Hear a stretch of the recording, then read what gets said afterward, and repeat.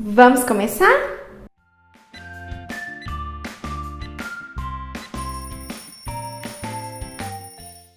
Fala pessoal, sejam bem-vindos aqui no Hora de Nutrir.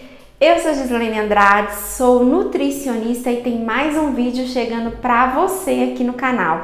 Então, se você é amante da ciência e da bioquímica e quer saber um pouquinho mais, numa linguagem facilitada, sobre todo esse mundo da ciência, é aqui o seu lugar. Então, eu já te convido, se inscreve aqui no canal, ativa as notificações. Se ficou dúvida sobre tudo que eu vou falar, deixe seu comentário, eu terei muito prazer em te responder.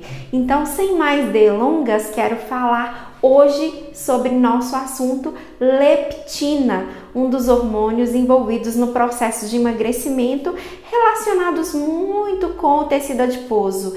Eu já falei sobre a adiponectina, então se você perdeu, tem um link aqui abaixo que te direciona para o vídeo falando um pouco sobre a adiponectina, e nós estamos construindo esses hormônios envolvidos no processo de emagrecimento. Então, hoje, leptina. Como leptina contribui para a expressão do emagrecimento?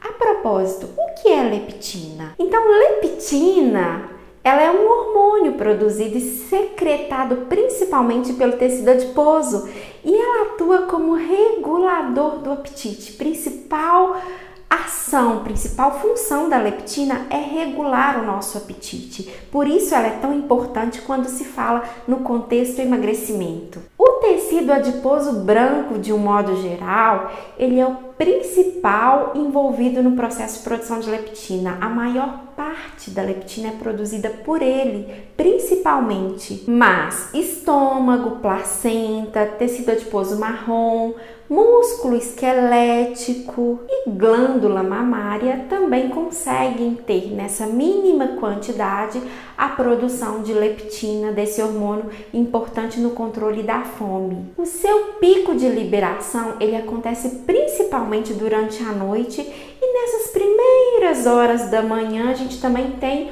um pouco dessa liberação de leptina acontecendo. E a sua durabilidade no sangue, na corrente sanguínea, essa durabilidade plasmática, o tempo de vida útil da leptina é em torno de 30 minutos. Então eu secretei, ela dura 30 minutos até ser degradada novamente. A quantidade que eu produzo, ela vai variar de acordo com o tecido adiposo. Então, se eu tenho muito tecido adiposo, eu vou produzir muita leptina.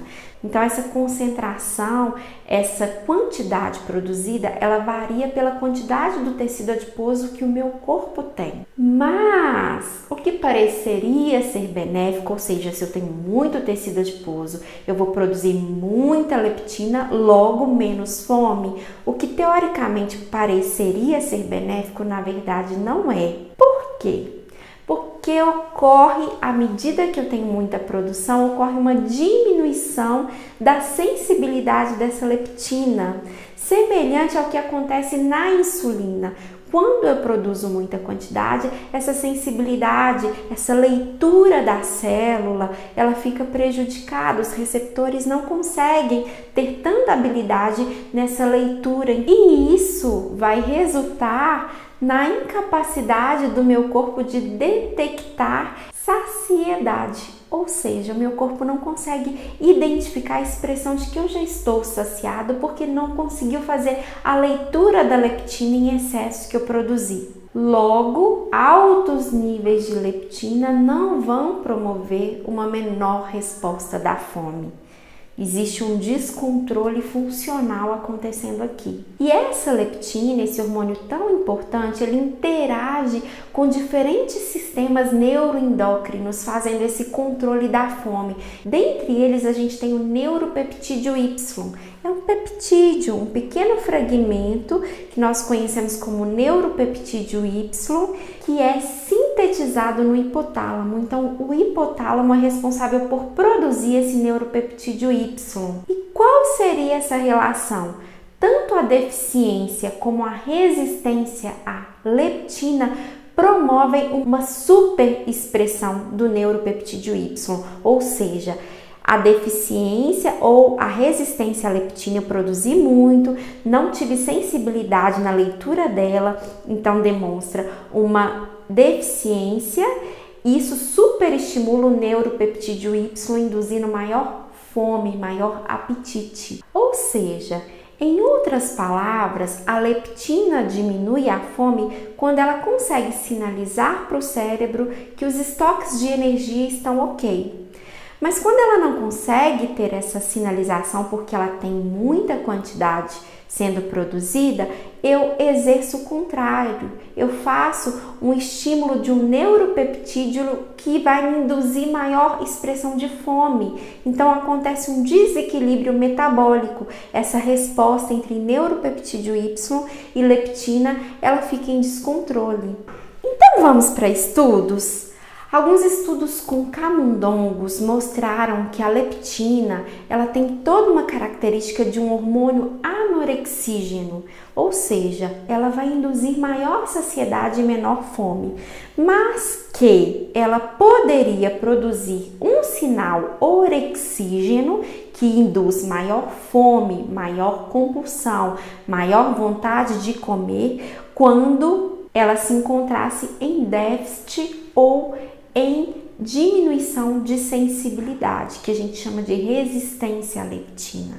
Além de controlar o apetite, a leptina está envolvida no controle da massa corporal, da angiogênese, que é a formação de novos vasos, de imunidade, de cicatrização e de função cardiovascular, ou seja, a leptina está envolvida em controle no metabolismo de um modo geral e de vários sistemas.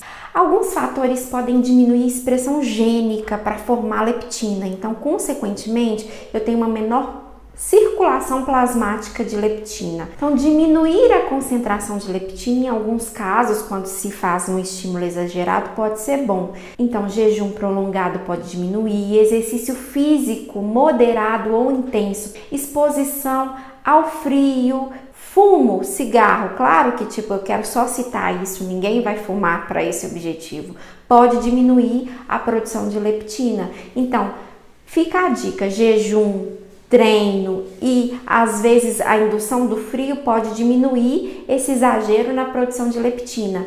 E alguns fatores podem aumentar a produção de leptina. Então, quais seriam esses estimuladores da transcrição de genes para formar mais leptina? A alimentação depois do jejum, ela induz um aumento da leptina. Glicocorticoides, como insulina, por exemplo, vai aumentar a leptina. Estados infecciosos, então alguma doença, alguma toxina, endotoxina, pode promover sim um aumento. Mulheres possuem maior concentração plasmática de um modo geral de leptina do que os homens, e dessa forma nós devemos ficar atentas no controle dessa leptina. Por isso que às vezes a gente tem uma propensão maior de ganhar peso, uma facilidade maior de ganhar peso. Então fica aqui para vocês um pouquinho sobre esse hormônio tão importante, como eu posso induzir metabolicamente uma redução dessa leptina se houver um exagero na expressão de fome depois de alimentado. Então, Hora de Nutrir fica por aqui. Te vejo no próximo vídeo. Tchau!